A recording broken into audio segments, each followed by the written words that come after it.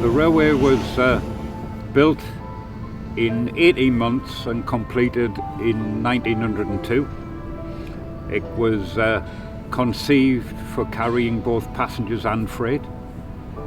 It opened December 1902, operated by a private company. In 1913 the railway was taken over by the Cambrian Railways, and then in 1923 Cambrian Railways became part of the Great Western Railway.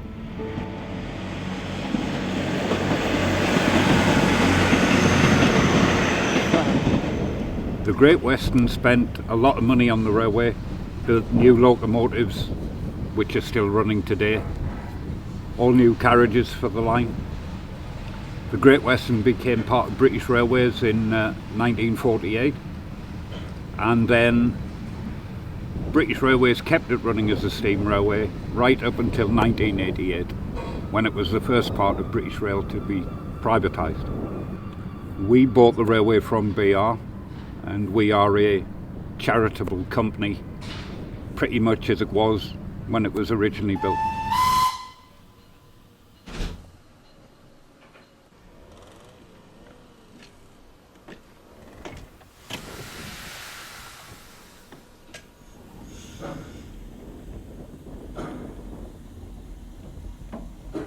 You know, steam engines are very simple pieces of equipment. They are unbelievably strong. We're just about to go now. They are very easy to maintain and will work day in, day out, year in, year out without a lot of trouble. The difficulty with steam engines is the fact that whereas with a diesel loco you can turn the key and within a matter of minutes you're ready to do work, we have 2 hours preparation time on a morning and half an hour on an evening. So although they can do the same work, the day is 2.5 hours longer than it would be if it was a diesel loco.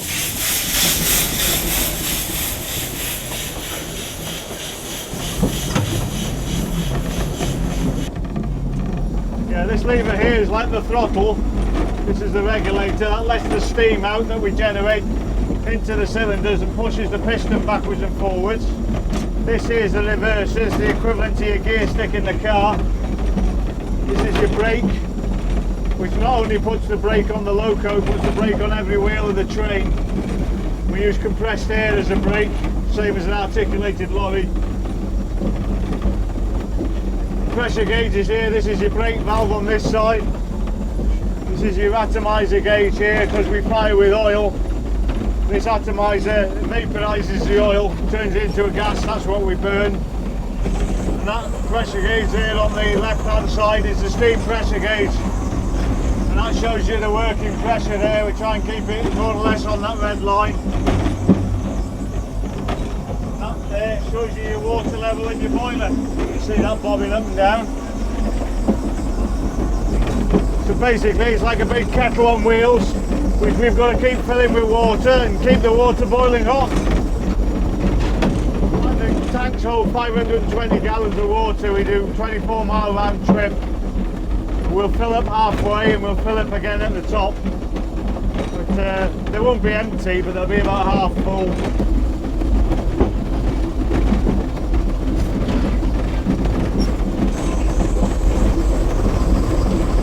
Water into the boiler. This is called an injector. I've got one on my side as well. Because the water's constantly being turned into steam, you've got to keep filling it up, filling the boiler up. I'm going to shut the steam off now.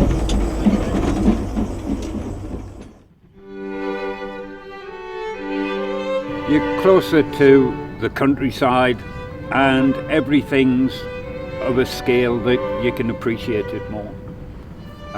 The unusual thing about this railway is that by the middle of the 1920s, most of the lead mines in the valley had become exhausted.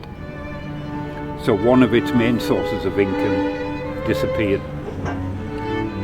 The winter passenger service carried few people.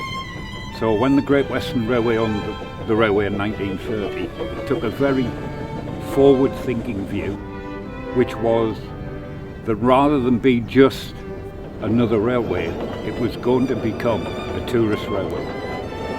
From 1930 until today, we still do now what the railway's been doing since 1930.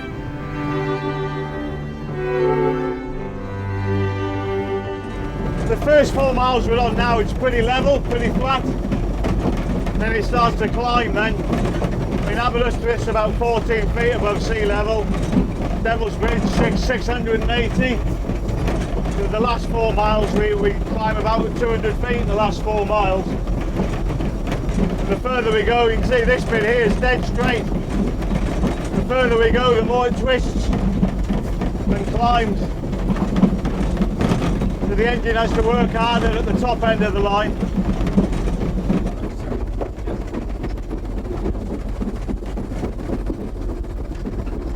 In the summertime it can be really busy, especially if we've got a lot of coach parties as well. We were busy on Saturday. There was a special rail tour in on Saturday, as well as having lots of coach parties on and ordinary passengers. We must have had about between 300 and 400 people on Saturday. It all depends on the time of year, you know.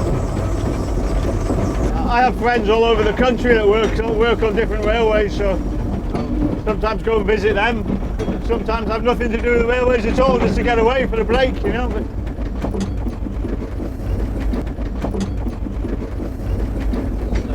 this is the first station we're coming to now with the passing loop.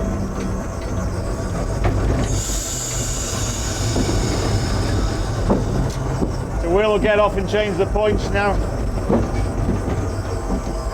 This is the end of the first section of the railway. The railway split into 3 sections. And in any section there can only be 1 train at any one time. It's a safety measure. So we'll stop here in a minute now. And we'll change the token. We have to report in here that we're clear of this section. So if anybody wants to follow us up the line, then they can do. Yeah, we're waiting for Will to come now. He'll go to the box here and phone in and then change the points here, because the points are against us here at the minute. There we go. Thank you. Yeah, that's the token for the next section of railway. So I know when I've got that, I'm not going to meet anything else.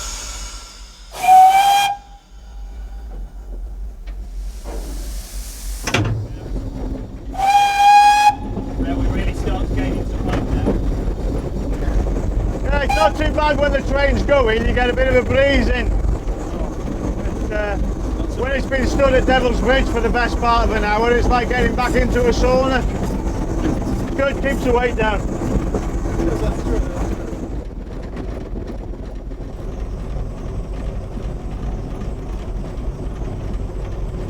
You're just trying to keep an eye out for anything on the line, you know. Sometimes we have sheep and things that get onto the line. It makes a bit of a mess.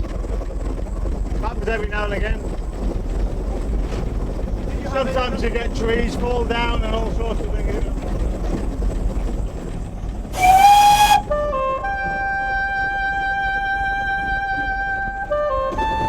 Absolutely spectacular.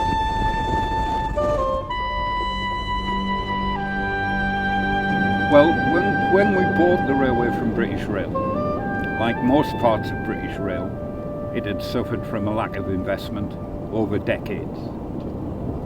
It had basically been run into the ground. We bought notionally an operational railway. So far we've spent millions to get it back to what we believe it can be. We've spent 20 years so far. We've probably got another 10 years to do. We've got a new workshop to build here, which should start imminently. A new station to build here. Better station facilities at Devil's Bridge. We've still got one steam loco to do, 3 carriages to do. So as well as maintaining everything we've got, we've probably easily got another 10 years of work, providing we can find the funding. And that you really need external help to see a long-term future for the railway.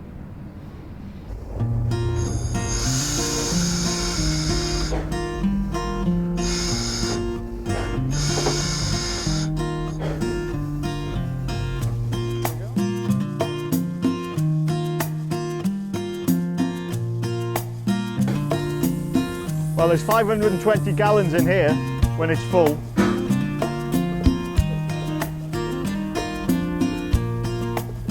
Just putting a bit of oil on the motion and checking it, make sure nothing's running hot. It's all on what they call plain bearings, so it's all fed. Inside where these corks are, there's an oil reservoir here, this square section. You fill that with oil at the beginning of the trip and it gradually feeds down into the bearing.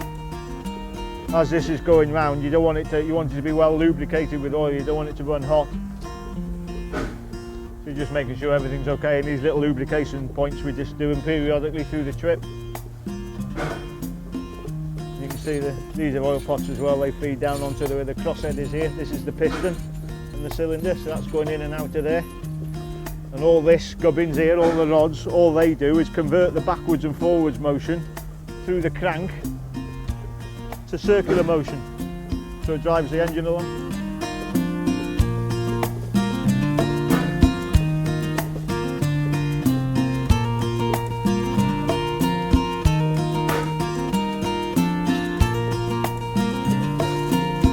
It'll be all wet.